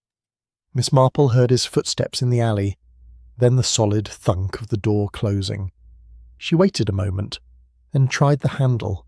It would not turn. She tried again, applying more pressure, but the mechanism remained firmly locked. After a moment she heard the constable's key in the lock, and he pushed the door open from outside. "You see," Miss Marple said quietly, "the door locks itself when closed from the outside, but from the inside it opens freely." The constable's heavy face showed dawning comprehension. So if Mr. Hartwell was inside the shop when he died, he could not have locked this door himself. Someone else must have left by this door and locked it behind them, leaving Mr. Hartwell's body inside. Miss Marple moved into the alley and examined the door from the outside. The lock was of an old-fashioned type, a simple mechanism that engaged automatically when the door closed, requiring a key to open from the exterior but none to exit from within. "It's a security feature," Constable Polk said, understanding now. "Prevents anyone from breaking in through the back, but it means that whoever left last night locked Mr. Hartwell inside." "Precisely." Miss Marple looked up and down the narrow alley. "And if Mr. Hartwell had simply fallen from a stool in an unfortunate accident, there would have been no reason for anyone to be here with him, and no reason for this door to be locked." She paused, considering. "Tell me, Constable, when you and Albert forced the front door the morning Mr. Hartwell was discovered, was this back door locked then?" "It was, miss. Locked tight from the outside." "And the front door? That was locked as well?" "Yes, with Mr. Hartwell's key still in his pocket when we found him." Miss Marple nodded slowly. So both doors were locked from the outside, the front door with a key, and this back door by its own mechanism when someone closed it behind them. She turned to look back into the shop, her gaze thoughtful, which suggests that Mr. Hartwell admitted someone through the front door, likely after regular business hours, when the shop would normally be closed. They had their meeting, whatever its nature, and then the visitor left by this back door, either because they did not wish to be seen leaving through the front, or because they'd just killed Mr. Hartwell and wanted to avoid being seen, Constable Polk finished grimly. "Or both," Miss Marple said. "The two possibilities are not mutually exclusive." She moved back inside and examined the small office area more carefully. There were signs of Mr. Hartwell's final hours here, his coat hanging on a peg, a cold cup of tea on the desk, the locked drawer that contained his catalogue. But there was something else, something that had not registered on her previous visits. "Constable," she said, "do you notice anything unusual about this room?" Polk looked around, his brow furrowed. "Can't say I do, miss." "The chairs," Miss Marple prompted gently. "There are 2 of them." Indeed, there were 2 wooden chairs in the small space, one behind the desk where Mr. Hartwell would have sat and another, smaller one positioned at an angle facing the desk. The second chair was slightly out of place, pulled away from the wall as though it had been recently used. "Mr. Hartwell was expecting a visitor," Miss Marple said, "or at least he was prepared to receive one. He had set out a second chair for conversation." She examined the chair more closely. There were no obvious clues, no convenient bits of fabric or telltale cigar ash, such as one found in sensation novels, but the chair's position told its own story. Someone had sat here, facing Mr. Hartwell across his desk in what might have been the last conversation the bookseller ever had. Miss Marple straightened and looked around the small office once more. The pieces were beginning to fit together, though the picture they formed was still incomplete. "Let us reconstruct what happened," she said, as much to herself as to Constable Polk. "Mr. Hartwell closed his shop at the usual time, 6 o'clock, I believe." "That's right, miss. Albert the postman saw him turning the sign on the front door just before 6, but he did not lock the door immediately. Instead, he returned to this office and waited. Shortly thereafter, someone knocked or rang the bell, and Mr. Hartwell admitted them. They came back here and sat down to discuss what? The lantern keeper, almost certainly. The stranger who had asked about the book 3 days earlier had said he would return." "You think it was the same man?" "I think it very likely. Mr. Hartwell had been nervous and distracted ever since that first visit. He knew the man would return and he had been dreading it." Miss Marple moved to the desk and looked at the locked drawer. The conversation became heated, perhaps. Or perhaps it was quite calm and civil, we cannot know. But at some point Mr. Hartwell refused to give the visitor what he wanted. Perhaps he refused to hand over the book. Perhaps he threatened to reveal what he had learned from it. Whatever was said, the visitor decided that Mr. Hartwell had become dangerous. She paused, thinking through the sequence of events. The visitor struck him, or pushed him. Mr. Hartwell fell, hitting his head, probably against the corner of that bookshelf there, given where the body was found. The visitor then attempted to make it look like an accident. He moved Mr. Hartwell's body to the area between the history and poetry sections and positioned the stool to suggest a fall. "But he made mistakes," Constable Polk said, following her reasoning now. "Several mistakes. He forgot that Mr. Hartwell always wore his spectacles. He placed the stool too far from the shelves. And most significantly, he left by the back door, which locked automatically behind him, leaving Mr. Hartwell trapped inside his own shop." Miss Marple walked slowly back through the shop to the area where the body had been found. The visitor then returned to the front of the shop, locked that door with Mr. Hartwell's key, which he must have taken from the body, and departed. Perhaps he dropped the key through the mail slot, or perhaps he took it with him to dispose of elsewhere. Either way, he left both doors locked and Mr. Hartwell dead inside. She stood looking down at the chalk outline, now faded, but still visible on the floor. What the visitor did not realize was that the locked doors would raise questions. In his anxiety to leave unobserved and to make the death appear accidental, he created a physical impossibility. Mr. Hartwell could not have died in an accident and then locked both doors from the outside. Constable Polk removed his helmet and scratched his head. "I should have seen that straight away, Miss Marple. Should have realised the locked doors didn't make sense." "Not at all, Constable. It's very easy to overlook such details when one is confronted with what appears to be a tragic accident. The mind wants to believe the simplest explanation. It's only when one begins to look more carefully that the inconsistencies become apparent." She moved toward the front of the shop, pausing to examine the door and its lock. "The question now is whether we can determine who had access to Mr. Hartwell that evening. Who knew where to find him? Who had reason to want the lantern keeper destroyed or claimed? This stranger that young Mr. Clement saw, Constable Polk said. He'd be the obvious suspect. Indeed he would, but we must not assume that the obvious suspect is necessarily the guilty one. We need evidence, Constable. Solid, demonstrable evidence. Miss Marple stood in the doorway, looking out at Pennycross Lane. The morning had grown lighter, though the sky remained overcast and threatened rain. "I think," she said thoughtfully, "that I should very much like to know who's been asking about the Compton family recently, and I should like to know whether anyone else visited this shop in the days before Mr. Hartwell died. Anyone besides the stranger with the signet ring." She turned back to face Constable Polk. "You know, this situation reminds me very much of the time Mrs. Durrant locked herself out of her cottage and had to climb through a window to get back in. She broke a valuable vase in the process, and then tried to make it look as though her cat had knocked it over. But cats don't unlock doors and climb through windows, Constable, and neither do dead men lock themselves inside their shops."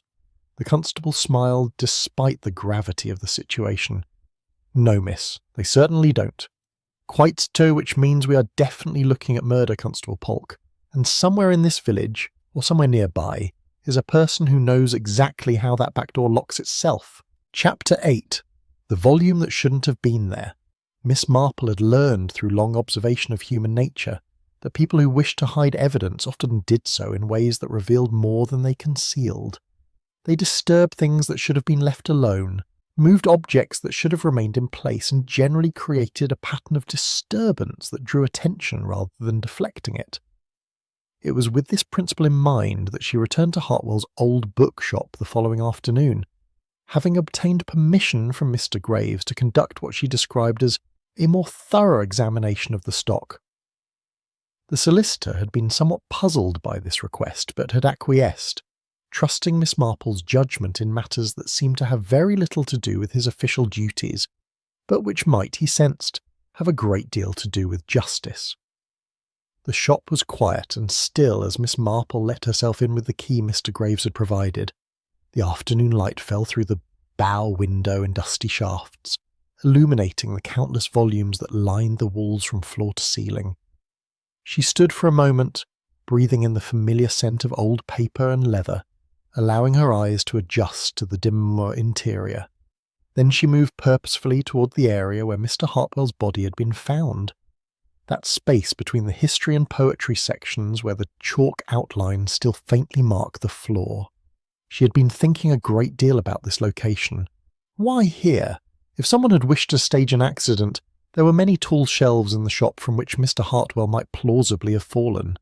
Why choose this particular spot? Miss Marple tilted her head back to examine the highest shelf.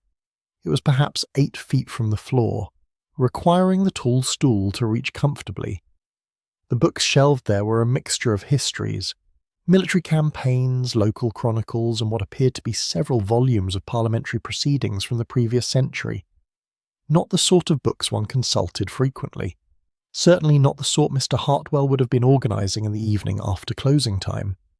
She fetched the stool which Constable Polk had set upright but left in place as evidence, and positioned it carefully beneath the high shelf. Climbing it with the caution appropriate to her age, she began examining the volumes one by one. They were dusty, as she had expected.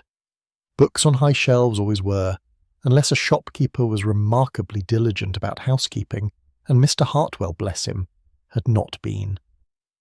The dust lay thick on most of the spines, undisturbed for what might have been years. But one volume was different. Miss Marple paused, her hand hovering over a slim book bound in dark blue cloth. Unlike its neighbours, this volume was covered in fresh dust, the light, loose kind that settled in a matter of days, not the thick, adherent variety that accumulated over months and years. More tellingly, the books on either side of it were clean where they pressed against it, suggesting that this volume had been removed and replaced quite recently, disturbing the dust patterns of its neighbours. How very interesting, Miss Marple murmured to herself. She pulled the book from the shelf carefully, mindful of her precarious position on the stool. Once safely down on solid ground, she carried it to Mr. Hartwell's desk where the light was better. The volume was titled Parliamentary Debates, Session of 1903. Not promising material, one might think, but Miss Marple had learned never to judge evidence by its superficial appearance. She opened the book and began turning pages. The text was exactly what one would expect. Dense columns of political discourse, tedious speeches and procedural minutiae, but tucked between pages 73 and 74 was something that did not belong there. A newspaper clipping yellowed with age and torn along one edge. Miss Marple removed it carefully and carried it to the window where she could examine it properly. The clipping was from the Much Benham Gazette, dated October the 12th, 1905, 20 years ago, almost to the week. The headline read, "Local Family Flees Amid Forgery Scandal." She read the article with close attention. It was a sensationalized account, as newspaper reports of scandal tended to be, but the essential facts were clear enough. Edmund Compton had been accused of forging letters from a deceased uncle in order to claim an inheritance. The forgeries had been discovered by the uncle's solicitor, who had threatened legal action. Before charges could be formally brought, both Edmund and his sister Harriet had left the district, Edmund departing from London and Harriet from St Mary Mead on the same night. What was most interesting, however, was a paragraph near the end of the article that Miss Marple had not seen mentioned in any other account. Mr Gerald Thornby, the uncle's solicitor who discovered the forgeries, stated that he had been suspicious of the letters from the first, as they contained references to business matters that the deceased could not possibly have known about. Mr Thornby suggested that the forgeries had been perpetrated by someone in the uncle's former business partnership, though he declined to name specific individuals. Miss Marple read this paragraph twice, her mind working rapidly. Gerald Thornby.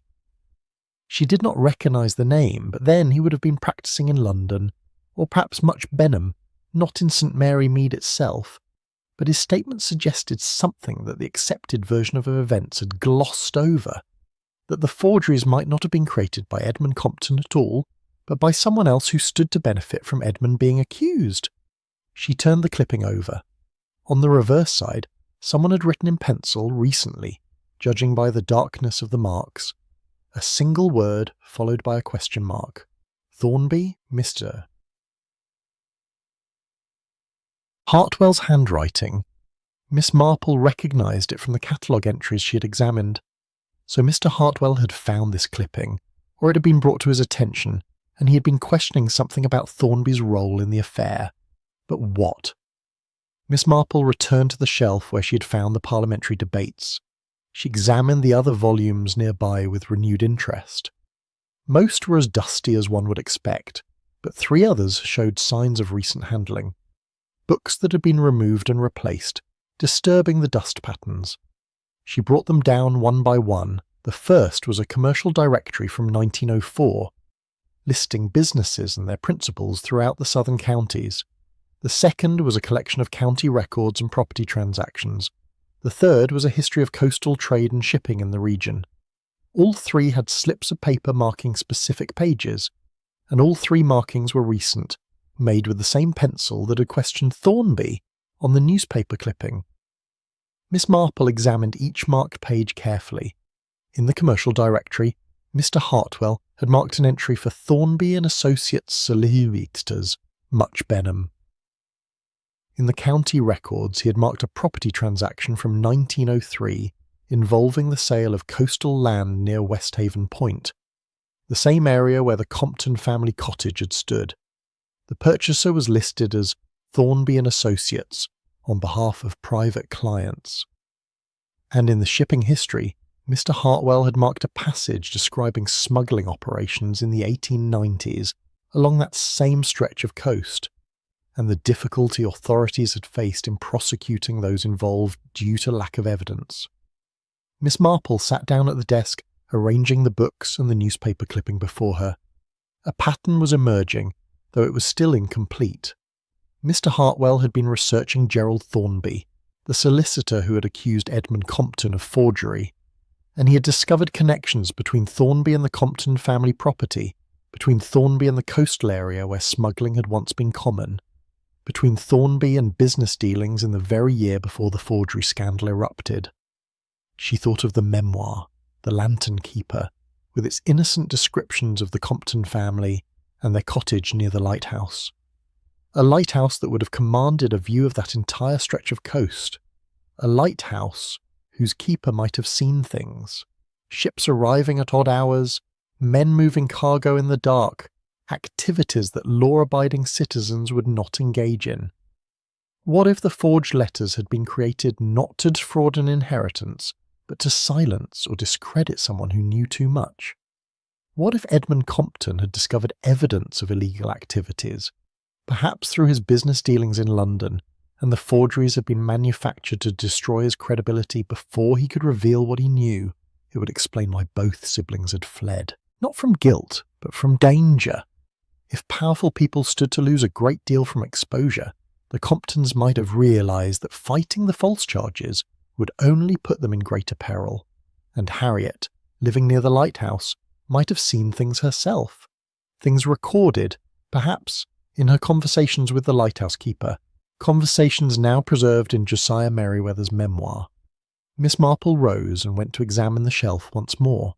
The Parliamentary Debates volume, why had it been chosen as a hiding place for the newspaper clipping? Was it simply convenient, or had there been a reason? She climbed the stool again and examined the books on either side of where the debates had. To the left was another volume of debates from 1902. To the right, Miss Marple's eyebrows rose. To the right was a slim volume titled Report of the Select Committee on Coastal Revenue and Customs Enforcement 1904. She brought it down and opened it carefully. Inside the front cover, in Mr. Hartwell's neat handwriting, was a note on a slip of paper. Query Re, G, Thornby Testimony, page Febden cross-reference with Compton property location, significant. Miss Marple turned to page 47. The testimony in question was from a customs officer, describing difficulties in prosecuting smuggling operations due to interference from certain legal professionals who appeared to be protecting their clients through intimidation of witnesses and a manipulation of evidence. No names were mentioned, but Mr. Hartwell, with his careful mind and methodical approach, had connected these dots. Thornby's location, the Compton property, the timing of the forgery scandal, and the history of smuggling in the area. He had understood what the memorial and the bookmark had been trying to preserve, evidence that the Comptons were innocent, and that the real criminals were those who had accused them. And someone had killed him for that understanding. Miss Marple descended the stool and gathered the books and the newspaper clipping. She would take these to Constable Polk, though she suspected they would need to dig much deeper to uncover the full truth. Because the real question was not what had happened 20 years ago. She was beginning to understand that now. The real question was who in the present day still had reason to fear the truth coming to light. Gerald Thornby would be an old man now if he still lived, but perhaps he had family or business associates or others who had benefited from the Comptons' disgrace and who would suffer if their names were cleared. She thought of the stranger with the military bearing and the signet ring, a man of the right age to have been involved in events 20 years ago. A man desperate enough to kill to prevent the past from being examined too closely. Yes, Miss Marple said quietly to the empty shop. I think we are getting very close now to understanding what really happened. Chapter 9. The Conversation Behind the Curtain. The small office behind the curtain at the back of Hartwell's old bookshop had always seemed to Miss Marple a rather melancholy place, cramped and poorly lit, with barely enough room for a desk, 2 chairs, and the filing cabinet that held Mr. Hartwell's business records. It was here that the bookseller had conducted his private affairs, away from the gentle chaos of the shop itself. And it was here, Miss Marple now realised, that the final fatal conversation must have taken place. She had returned to the shop for what she told herself would be the last time, armed now with a clearer understanding of what she was looking for. The books she had discovered on the high shelf, the newspaper clipping, the careful notes in Mr. Hartwell's handwriting, all of these had pointed toward a systematic investigation. And systematic investigations required records. Miss Marple moved the curtain aside and entered the small office space. Everything was as it had been. The desk with its locked drawer, the coat still hanging on its peg, the two chairs positioned for conversation.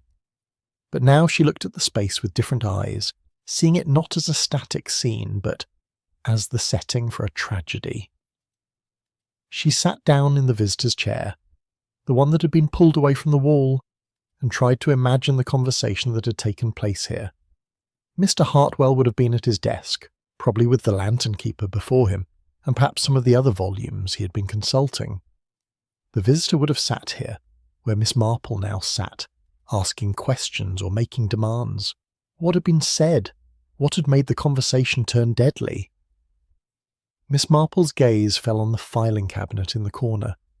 It was a utilitarian piece of furniture, painted a dull grey and showing signs of age.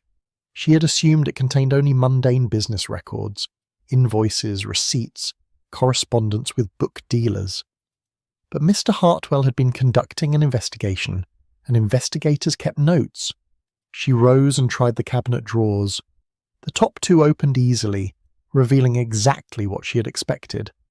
Files of receipts and business correspondence arranged in alphabetical order. But the bottom drawer was locked. Miss Marple stood considering this for a moment. Mr. Graves had the keys to the shop and to the desk drawer, but he had not mentioned a key to the filing cabinet. Perhaps it was among Mr. Hartwell's personal effects. Or perhaps she tried the desk drawer, which Mr. Graves had unlocked during their previous visit, and which remained accessible. Inside, along with the catalogue and various writing implements, was a small key on a plain ring. The key fit the filing cabinet drawer. Inside were not business records, but personal papers, letters, photographs, and several folders containing what appeared to be research notes. Miss Marple drew out the folders and carried them to the desk where the light was better.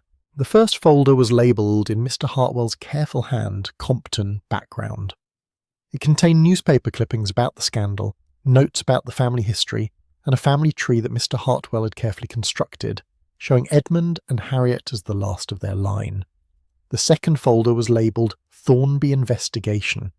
This was more extensive, filled with notes in Mr. Hartwell's handwriting documenting his research into Gerald Thornby's career. There were references to the solicitor's business dealings, his clients, his property transactions, and there was a notation, underlined twice. Thornby purchased Compton Cottage property 6 months after family departed. Below market value. Query, pressure to sell? The third folder made Miss Marple catch her breath. It was labelled The Lantern Keeper, second copy. She opened it to find not notes but an actual book, another copy of Josiah Merriweather's memoir, identical to the one she had examined before. But when she opened this copy, she saw immediately that it was different. Pages had been removed, not torn out violently, but carefully cut away with a sharp blade, leaving only thin strips of paper along the binding to show where they had been. Miss Marple examined the remaining pages with care. The sections describing the Compton family's daily life were intact, but the later portions of the memoir, the sections she had not yet read in full in the first copy, these were missing entirely. She turned to the back of the book where publishers often included indices or appendices. Here, Merriweather had added a brief section titled Concerning Certain Observations Made During My Years of Service. The first few lines were still visible. It is not my intention to speak ill of any man, but I feel compelled by duty to record certain activities I observed from the lighthouse during the years 1895 to 1898. Ships would arrive at unusual hours under cover of darkness, and goods would be transferred to the shore near the Compton cottage. I reported these observations to the customs authorities, but no action was ever taken, and I later learned that the rest was gone, cut cleanly away. Miss Marple sat back in her chair, her mind racing. So there had been 2 copies of the memoir. The first, intact, with Harriet's bookmark carefully placed, and this second copy deliberately mutilated to remove the lighthouse keeper's testimony about smuggling activities. Mr. Hartwell must have obtained both copies. Perhaps the second had been returned along with the first, or perhaps he had acquired it separately in his investigation. And he had realised that the removed pages were the key to the entire mystery. She looked through the rest of the folder and found a loose page torn from a notebook. On it, Mr. Hartwell had written, "Edmund Compton must have known about the smuggling. His London business would have made him aware of illegal import operations. When he threatened to report what he knew, Thornby, representing the smugglers, fabricated the forgery scandal to discredit him. Harriet fled with the intact memoir as evidence, but who has returned it now? And who has the missing pages from the second copy? He must speak with—" The note ended there, unfinished. Miss Marple read it twice, then carefully returned everything to the folders. She was about to replace them in the filing cabinet when she noticed something else at the bottom of the drawer. A sealed envelope addressed simply, "To whom it may concern." She opened it with fingers that had trembled slightly. Inside was a letter, in Mr. Hartwell's handwriting, dated the day before his death. "If anything should happen to me, the following information should be given to the proper authorities. I have discovered evidence that Edmund Compton was falsely accused of forgery in 1905. The true criminals were a smuggling operation protected by the solicitor Gerald Thornby. I have been contacted by a man claiming to be Edmund's nephew, representing the Compton estate. He has demanded I return all materials related to his family. I have agreed to meet with him this evening to discuss the matter. Though I confess I am uncertain of his true intentions, the man's name is—" Here there was a blank space, as though Mr. Hartwell had intended to fill in the name but had been interrupted. The letter continued, "I have hidden the intact copy of The Lantern Keeper behind the gardening manuals. The mutilated copy and my research notes are in the locked filing cabinet. The key is in my desk. If I am found to have died in any manner that appears suspicious, please know that I believed I was in danger, and that the truth about the Compton family must be revealed." Miss Marple folded the letter carefully and placed it in her handbag. This was evidence, crucial evidence, that must be brought to Constable Polk immediately. But first she needed to understand one more thing. Mr. Hartwell had written that the visitor claimed to be Edmund's nephew, but Edmund and Harriet had been the last of their line, with no children. So who had visited the shop that evening, claiming a family connection that could not exist? She thought of the stranger with the signet ring and military bearing, a man who knew about the book and what it contained, a man who had returned after his first rebuff, determined to claim or destroy the evidence. Not Edmund's nephew, then, but perhaps someone else with a connection to the Compton scandal, someone whose family had benefited from their disgrace, someone who had inherited not property or money, but a secret, a dangerous secret that must be kept hidden at all costs. Miss Marple rose from the desk and looked once more around the small office. Here, behind this curtain, Mr. Founder Hartwell had sat down with his killer to discuss the past. And here, when he had refused to surrender what he knew, he had been struck down. The rest, the staged accident, the locked doors, the misplaced stool, all of that had been improvisation, hastily conceived and poorly executed. The killer had panicked, had tried to conceal what could not be concealed, and had left behind a trail of inconsistencies that any careful observer would eventually notice. "Yes," Miss Marple said quietly to herself, "I understand now. I understand everything." All that remained was to prove it. Chapter 10. What the Dust Finally Revealed. The gathering in Miss Marple's sitting room on the following afternoon had an air of quiet solemnity about it. Constable Polk sat in the chair by the window, his helmet balanced on his knee, and his notebook open before him. Mrs. Linton perched nervously on the edge of the sofa, twisting her handkerchief in her hands. David Clement stood by the fireplace, his father beside him, and Mr. Graves, the solicitor, occupied the remaining chair, his pince-nez gleaming in the autumn light. "I'm grateful to you all for coming," Miss Marple said, settling into her own chair with her knitting basket at her side. "I know this is irregular, but I believe we are now in a position to understand what happened to Mr. Hartwell and why." She paused, allowing her gaze to move from one face to another.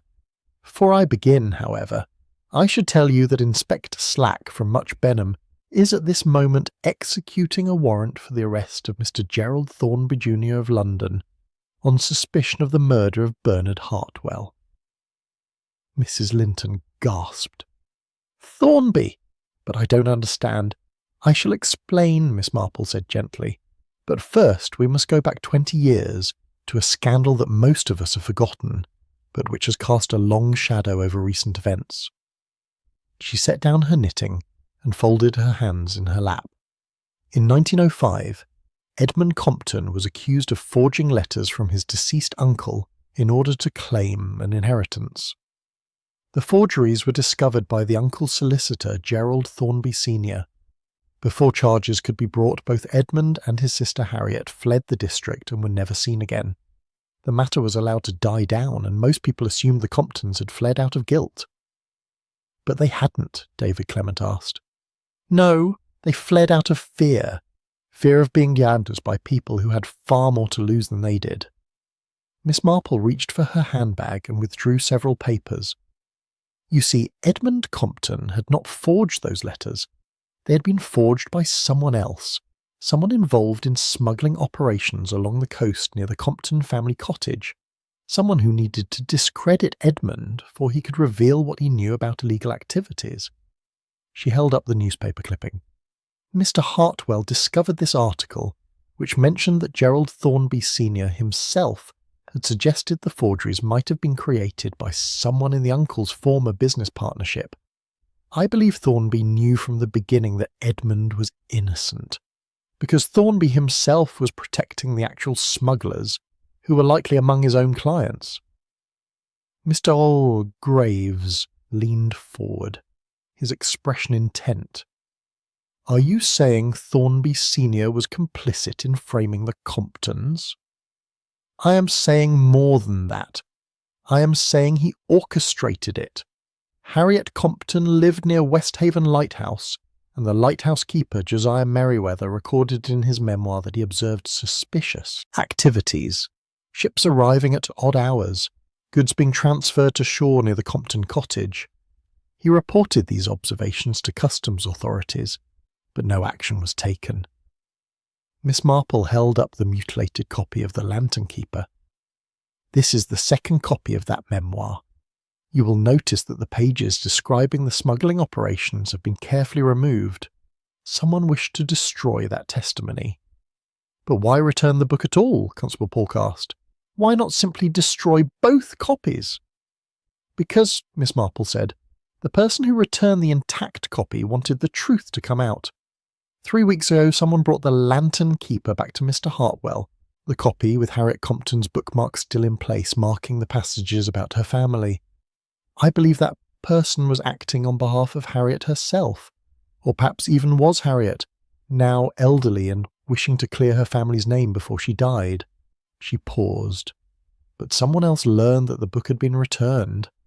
Someone who had inherited not just wealth from the old smuggling operations, but also the secret that must be kept hidden. That person came to retrieve or destroy the evidence. "Gerald Thornby Jr., Constable Polk said. "Precisely. The son of the solicitor who had protected the smugglers and framed the Comptons. A man who grew up hearing, no doubt, carefully edited versions of the scandal, versions that portrayed the Comptons as criminals and his father as a defender of justice.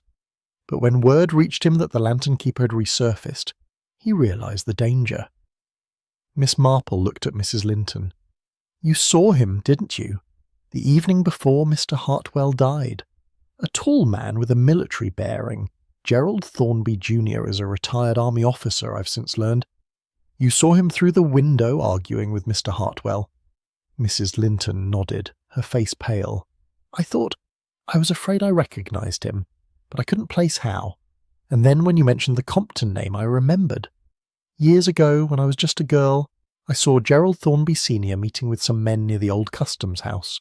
My father warned me never to speak of it, said the Thornby family was powerful and dangerous. When I saw the son through the window, something about his posture, his bearing, it brought back that old fear. "You mix memory with observation," Miss Marple said kindly. "What you saw was real, but the fear it evoked came from the past. It's perfectly understandable." She turned to David Clement. "And you saw Thornby 3 days before the murder, when he first came asking for the book. Mr. Hartwell denied having it, but of course he did have it. hidden behind the gardening manuals. Thornby didn't believe him and said he would return. David nodded. He seemed very determined, almost threatening, though his words were polite enough.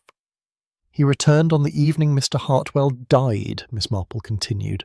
Mr. Hartwell, who had been conducting his own investigation into the Compton scandal, had realised by then what the book represented.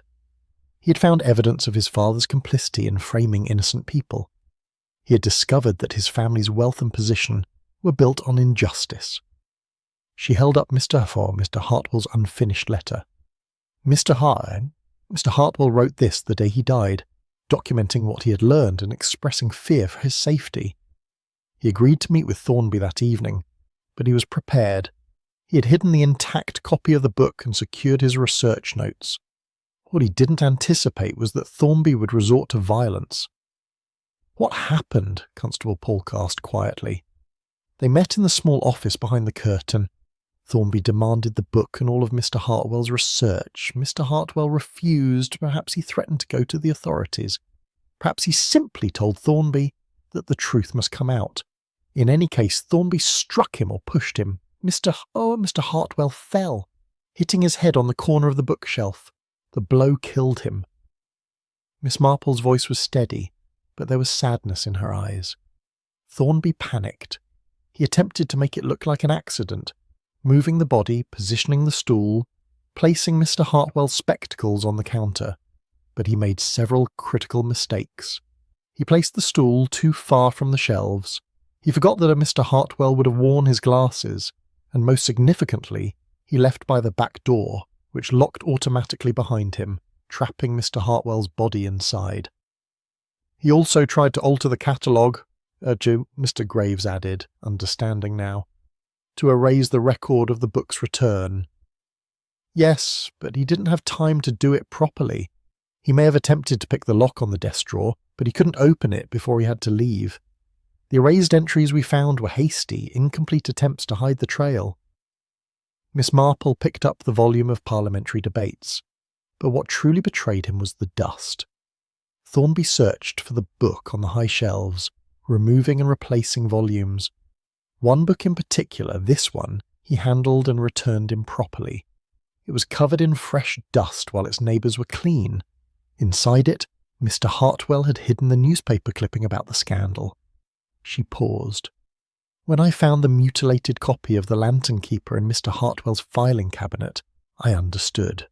Thornby had brought that copy with him, the copy his family had kept all these years with the incriminating pages removed. He intended to substitute it for the intact copy so that if the book ever came to light, it would contain no evidence against his father. But Mr. Hartwell saw through the deception and refused to cooperate. "How did you identify Thornby?" Constable Polk asked. "The signet ring," Miss Marple said. "David mentioned it, and I recalled that the Thornby family bore arms, a local family who had risen to prominence through, as we now know, rather questionable means. I wrote to an old friend with legal connections in London. He confirmed that Gerald Thornby Jr., son of the solicitor involved in the Compton scandal, fit the description of our stranger. More than that, my friend discovered that Thornby had recently received a letter from a firm of solicitors representing an elderly woman living abroad, a woman whose description matched what Harriet Compton would now be had she survived." "So Harriet is still alive," Mrs. Linton breathed. "She was 3 weeks ago, when her solicitors returned the book to Mr. Hartwell on her behalf. Whether she still lives, I cannot say, but she wanted the truth known, and I believe Mr. Hartwell died trying to honour that wish." The room was silent for a moment. Then Constable Polk cleared his throat. Inspector Slack found letters at Thornby's London residence confirming he was in St. Mary Mead on the night in question, and the signet ring matches David's description. With Mr. Hartwell's letter and the evidence you've gathered, Miss Marple, I believe we have a strong case." Miss Marple reached for Harriet Compton's bookmark, running her fingers over the worn leather. "You know," she said softly, "this reminds me of something that happened years ago in the village. A young woman was accused of theft, and everyone believed her guilty. But the truth was quite different. The actual thief had planted evidence to divert suspicion. The young woman fled rather than fight the accusation because she knew no one would believe her. She looked up, her faded blue eyes moving from face to face. The Comptons fled for the same reason, not from guilt, but from the knowledge that powerful people wanted them silenced and that justice would not protect them. For 20 years they lived with that injustice. And now, through Mr. Hartwell's careful investigation and his tragic death, the truth has finally come to light. She set down the bookmark gently on the table beside her. Truth, she said, was never lost in that shop. It was only waiting to be checked out again, by someone patient enough to dust off the old volumes and read what they contained. Outside, the autumn afternoon was fading toward evening. In the distance, a church bell chimed the hour, and in Miss Marple's quiet sitting room, 6 people sat in silence, contemplating the strange paths by which justice sometimes found its way home.